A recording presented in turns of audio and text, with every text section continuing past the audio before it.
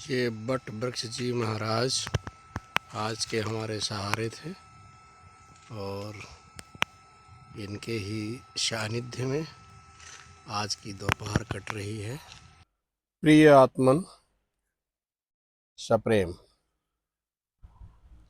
जैसा कि मैंने पिछले वीडियो में गुरु शिष्य संबंधों पर प्रकाश डाल रहा था, जितना हो सकता था डालता गया।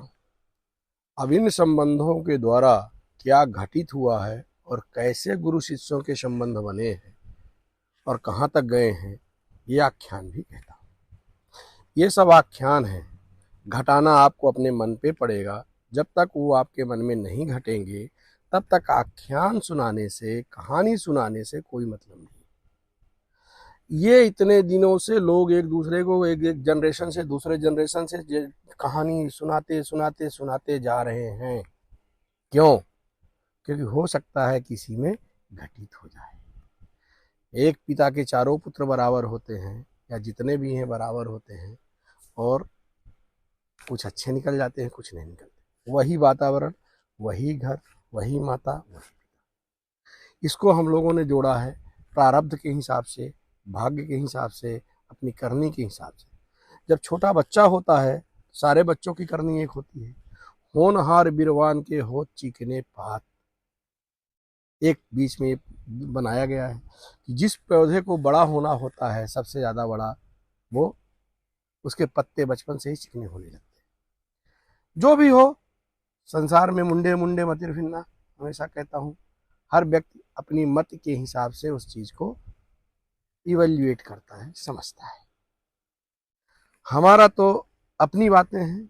हमारी ध्यान पूजा पाठ करने से हमको क्या मिलता है, हम कोशिश करते हैं कि वो बांटें, क्योंकि हमारे जैसे हजारों लोग ध्यान पूजा पाठ करते हैं, हजारों लोगों को हजारों तरह की चीज़ें मिलती हैं, और उनके साथ में से उन चीज़ों को भी घटित करता हूँ जो लोगों ने पाई थी और उनके अनुभव से हमने सीखा है।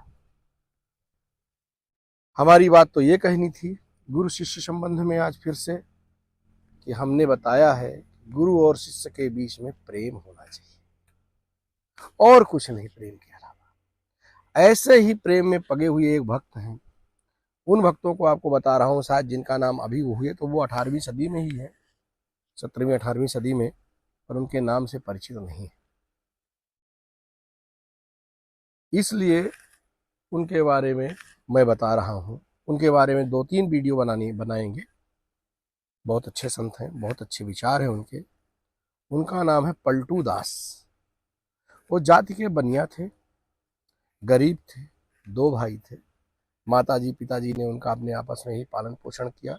गाँव में हो सकता है छोटी बड़ी दुकान रही हो, खेती किसानी करते हो, बनते रहे हो।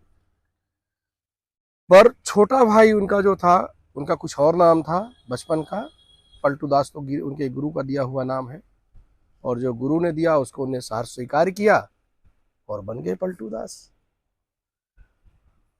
तो छोटा भाई अपने गृह कार्य में आनंद से लगा रहा, और बड़े भाई पलटू दास जी का मन नहीं लगा। पर गृहस्थ थे, और गृहस्थ रहते हुए ही उनकी जो साधना थी मन के अंदर से बाहर उद्वेलित होने लगती थी, उद्वेलित होती थी, और निकलते निकलते इस स्तर पर आ जाती थी कि वो खोए खोए रहते थे।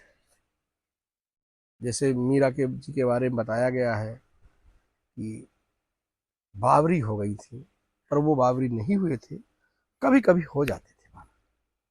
उनको एक गुरुजी मिले, उन्हीं के जैसे थे। वो थोड़ा पहले से पागल थे, बाद में हुए। तो उनका नाम था गोविंद दास।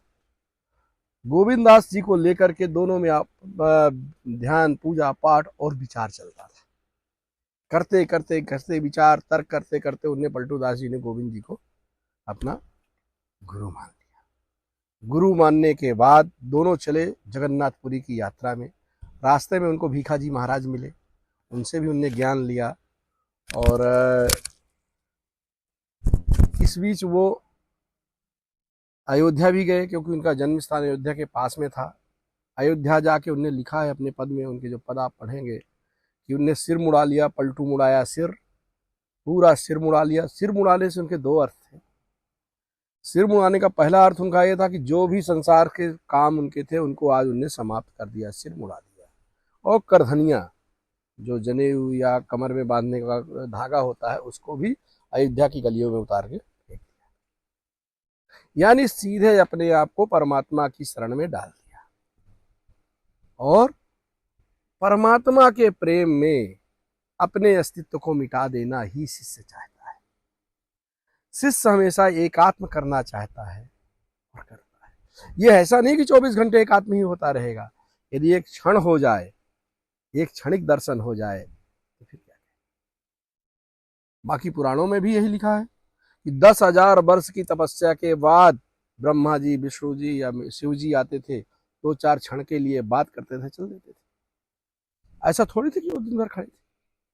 ध्रुव के लिए आए, प्रहलाद के लिए आए, जिनके लिए भी आए, क्षणांश आए। उसी तरह पलटू दास जी अपने गुरु के भक्ति में पूरी तरह विलीन हो गए। जगन्नाथपुरी की यात्रा में गए, वहां से लौट के आए। रास्ते में कहा जाता है कि उनको पंडितों ने मारपीट किया था या लोगों ने मारपीट किया था, उनके हिसाब से नहीं चलते थे। और कुछ कहते हैं जला दिए गए, कुछ कहते हैं मार दिए गए, कुछ कहते हैं मर गए।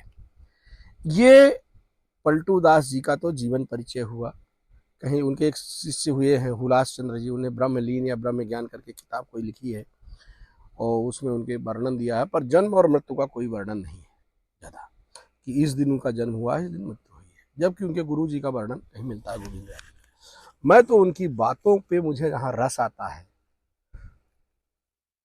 ठेठ कबीर जैसी भाषा बोलते थे, बहुत व्याकरणाचार्य थे नहीं, तो शब्द कहाँ से निकलेंगे? शब्द निकलने के लिए तो व्याकरण चाहिए। तो जो इस तरह के संत बने हैं, संत वाणी कहते हैं ना, लठवाणी होती है। साधु या संत या ज्ञानी पुरुष कभी लोक लाज का ख्याल नहीं करता कि मेरे इस बात को बोलने से आप खुश होंगे या खुश नहीं होंगे, इससे कुछ मतलब नहीं। मुझे जो कहना है तुम्हारे मुंह पे कहा और ये चले।